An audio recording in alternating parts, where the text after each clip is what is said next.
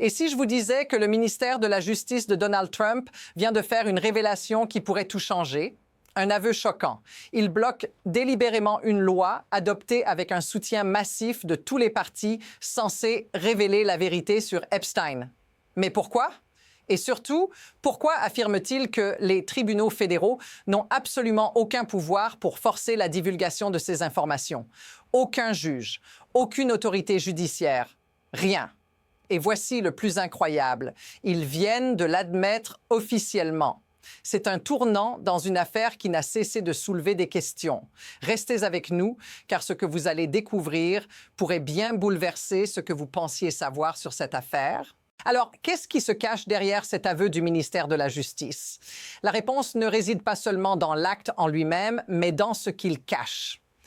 Cette loi, le Epstein Transparency Act, a été adoptée avec un soutien quasi unanime de la part aussi bien des démocrates que des républicains. Vous pouvez déjà imaginer l'ampleur du soutien qu'une telle législation a dû rencontrer.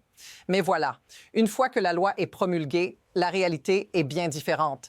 Le DOJ sous Trump affirme que cette loi ne peut tout simplement pas être appliquée par un tribunal fédéral. Alors, qu'est-ce que cela signifie réellement? Pourquoi cette loi serait-elle impossible à faire appliquer, même après avoir été validée par les deux chambres du Congrès? Et surtout, que se cache-t-il derrière ce refus total d'autoriser une supervision judiciaire? Voici la déclaration qui pourrait bien tout changer. Le ministère de la Justice prétend que les tribunaux n'ont aucune autorité sur cette affaire. Autrement dit, aucune cour ne peut intervenir pour forcer la divulgation des documents liés à Epstein. Cette position étonnante est clairement exposée dans leur dernier dépôt juridique. Leur argument? Si une loi ne prévoit pas de mécanisme d'action privée, les tribunaux n'ont tout simplement aucun pouvoir pour forcer leur mise en œuvre. Mais regardez bien ce détail. C'est exactement ce que le Epstein Transparency Act fait. Il demande des actions juridiques concrètes afin de forcer le ministère de la Justice à produire les documents. Et pourtant, ils disent que rien ne les oblige à agir. Et voilà la question qui se pose. Comment un système judiciaire peut-il accepter un tel blocage? Ce n'est pas la première fois que l'on voit un tel affront au système judiciaire, mais ce qui se passe ici pourrait être bien plus significatif. Prenez un instant pour réfléchir. Il n'y a pas de précédent où une loi, adoptée par presque tout le Congrès, est purement ignorée par une administration. L'argument avancé ici est totalement inédit. Ce n'est plus simplement une question de documents non produits. Il s'agit d'une manœuvre active pour éviter toute responsabilité judiciaire. On dirait presque que tout a été calculé pour empêcher un examen public de cette affaire. Une première réaction, cela pourrait bien signifier qu'une faible quantité de transparence sur Epstein est tout ce que nous aurons. Mais attention, ce n'est pas fini. La situation se complique de jour en jour. L'argument de la DOJ ne se limite pas à une simple question de procédure. Non. Ce qu'ils viennent de dire dépasse tout ce que l'on pouvait imaginer. Selon eux, même le juge n'a pas de pouvoir. C'est la grande révélation. Le tribunal, en principe chargé d'assurer la transparence, n'aurait aucune autorité pour forcer la divulgation des documents. Ce n'est pas seulement un retard administratif, c'est un blocage total. Et là, ça devient encore plus grave. En réalité, cette attitude du DOJ signifie qu'ils ont déjà décidé de ne pas produire ces documents, et ce, en toute connaissance de cause. Il y a une contradiction flagrante entre ce qu'ils disent et ce qu'ils font. Ils ont promis au tribunal, aux victimes, au public, que ces informations seraient divulguées. Et pourtant, derrière chaque décision, il semble y avoir une volonté de protéger des individus puissants. Et voici la question qui va tout changer. Quels secrets sont-ils prêts à protéger à tout prix? Les choses ne font que s'aggraver. Regardez comment la situation évolue. Massey et Khanna, deux membres du Congrès, ont demandé qu'un superviseur indépendant prenne en charge cette affaire. Pourquoi? Parce que le ministère de la Justice ne peut plus être jugé digne de confiance. Ils ont menti sur les délais, minimisé la gravité de la situation et maintenant, ils affirment qu'aucun tribunal n'a de pouvoir sur cette affaire. Et cette demande de supervision, ignorée par la DOJ. Mais ce n'est pas tout. Une nouvelle révélation tombe. La DOJ vient de prétendre que les tribunaux n'ont même pas la capacité de forcer un changement. C'est là où ça devient explosif.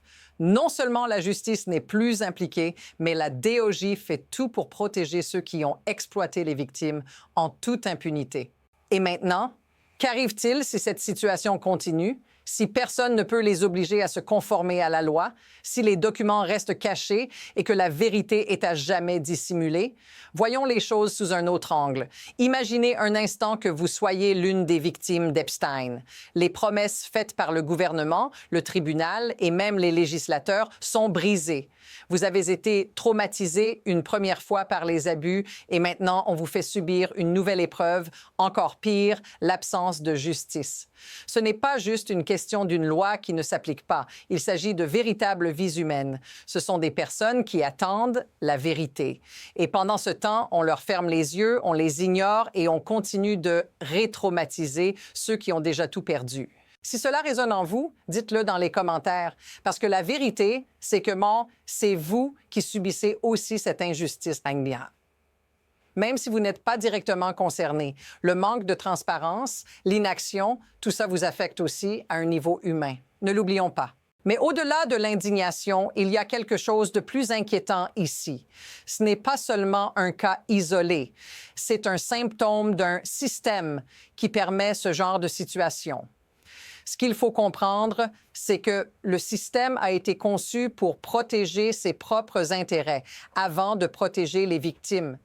Quand vous avez des structures en place qui ont tout à gagner à ce que des secrets restent enfouis, la transparence devient une menace. La loi, ici, est une simple façade. Elle n'est appliquée que si elle sert les intérêts des puissants.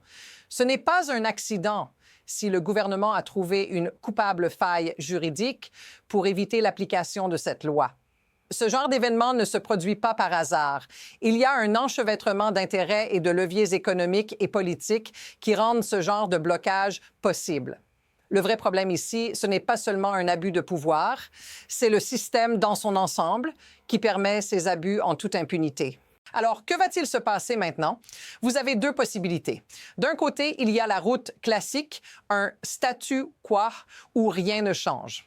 La DOJ continue de jouer avec la loi, de protéger ses alliés et de maintenir l'opacité. Les victimes restent dans l'ombre et ceux qui détiennent le pouvoir continuent de contrôler l'information. Mais il y a aussi l'autre possibilité, celle où le système commence à céder sous la pression publique. Les révélations deviennent trop nombreuses pour être ignorées, les voix s'élèvent de plus en plus fort et la demande de justice devient trop bruyante pour être étouffée. Alors, le gouvernement pourrait être contraint à se plier. Mais quelle direction suivra l'histoire? Ce qui est certain, c'est que la tension est montée d'un cran. Les actions du gouvernement sont désormais sous microscope et le prochain mouvement pourrait tout faire basculer. Mais voilà l'insight que vous devez retenir. Dans tout cela, le véritable pouvoir ne réside pas seulement dans les documents cachés, il réside dans la capacité à faire pression, à maintenir l'opacité, à empêcher la vérité d'éclater. Ce n'est pas seulement une question de ce qui est révélé ou non, c'est une question de qui contrôle les informations et pourquoi. Vous vous dites peut-être, mais qu'est-ce qu'on peut faire? La réponse se trouve dans cette dynamique elle-même.